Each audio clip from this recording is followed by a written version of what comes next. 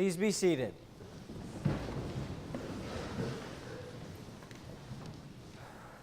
Good morning, everyone. Before we begin, I'd like you to all stare awkwardly back there and wave at my parents. Yes, I look nothing like them, but I swear we're related. I digress. Today I'm here with a message for you. Pursue your passions. What does that mean? To some, it means doing what you love. To others, it means doing what feels right.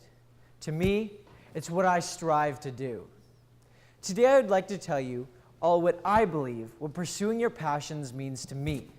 That way, you can start thinking a little bit about what it means to you. For those who don't really know me, I am many things. Now, I may not be a genius like Danil, or nor may I be as big as Amari, or bear any resemblance to a model, but I am Nick Lenahan. My persona can be boiled down to 3 categories in which I can relate to the most: passionate, driven, and hard-headed. Metaphorically speaking, of course. Pursuing your passions doesn't take a lifetime. It just takes having an interest and some strength to follow through to make it a feasible lifestyle. It's also more than just one major goal at the end of your lifetime. It's about the small goals. It's about what makes you happy along the way. It's about the people you meet and the friendships you make. Because if you're happy doing what you're doing and who you're doing it with, then you are pursuing your passions.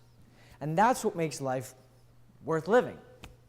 So today, I have 3 quick stories about my life, which I'd like to share with you about that have helped me begin my journey to pursuing my passions. Story 1.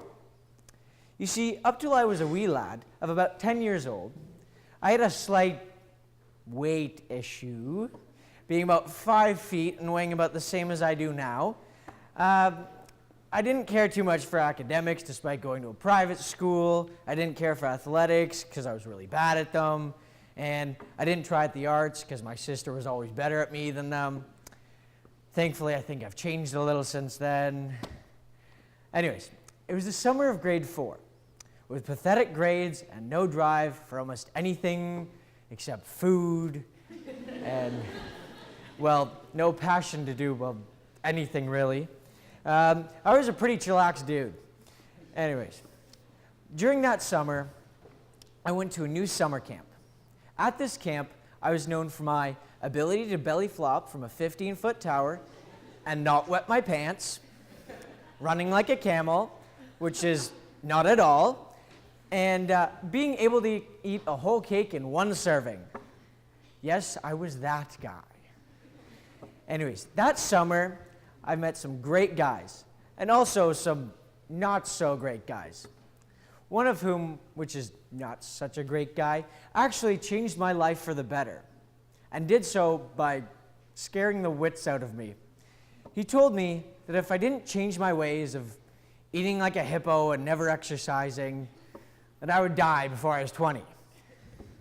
Long story short, I believed what he said and lost almost 50 pounds in 5 months, which some might say isn't so healthy, but needless to say, I've never been that way since. Story 2. As a result of that shocking camp experience, when I was sick, overweight, and whiny, I wasn't a woodsman, to say the least, or frankly at all. Later, I mustered my way through grade 9 and grade 10 Tamagmi, and, well, survived. But I wasn't, shall we say, in love with camping. More like I loathed camping. So of course, last summer, to my parents' utter shock and disbelief, I decided to go on an Algonquin Park camping trip in the middle of summer, during peak blackfly season. Needless to say, they tried to stop me because they thought I might, well, die. But being the hard-headed person I am, I persisted and went on that journey. That decision was one of the best decisions I have ever made. On that trip, I learned so much about who I really am as a person. I figured out more about my strengths and my weaknesses and met some really great new friends. Also, this time, I wasn't overweight or had such a whiny personality. Over that, only after knowing what it's truly like to be stuck in the rain with no chance of shelter and no chance of getting warm, do you know what it's really like to be out of luck?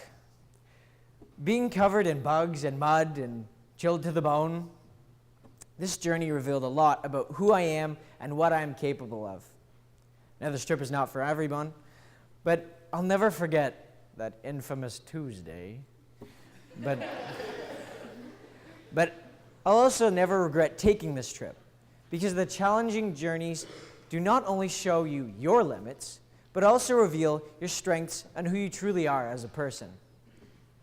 On this trip, right after the Tuesday, I had an epiphany. I realized just how fortunate we all are to live where we do. That we should all cherish all the technology and all the people who care for us every day. Sure, we fight with them, and sure, no one likes Fujitsu, but hey, at least they're not stuck in the rain. Story 3. Story 3 is the most recent chapter of my life, the Entrepreneurship Club. Recently renamed ACE, Appleby College Entrepreneurs. I know, catchy, right? Since I was a little guy, frankly, since I could first speak, I knew I had a passion for business. Despite not knowing what the word passion meant, I knew I had it. Having an entire family built up on the business world, I was very strongly influenced by my family in order to pursue business.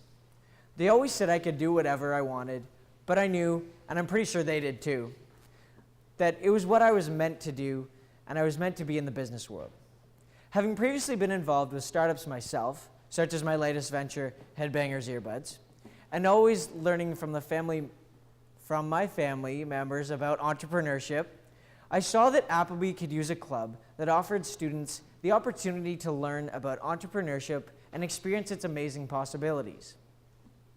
To ask an entrepreneur what it takes to be an entrepreneur, you'll get a wide range of answers from you gotta have the right type of personality to you need to be fearless and greedy, both of which have validity to them, but neither really get down to the main purpose of entrepreneurship. What has made me successful and what I believe makes a great entrepreneur is being willing to experiment, to create, to build, and to never stop building until you've made people's lives better in some way. They're people who are driven to overcome any obstacles, hard-headed to keep focused on their goals, and are unimaginably passionate about the purpose of their cause, not only for themselves, but for others.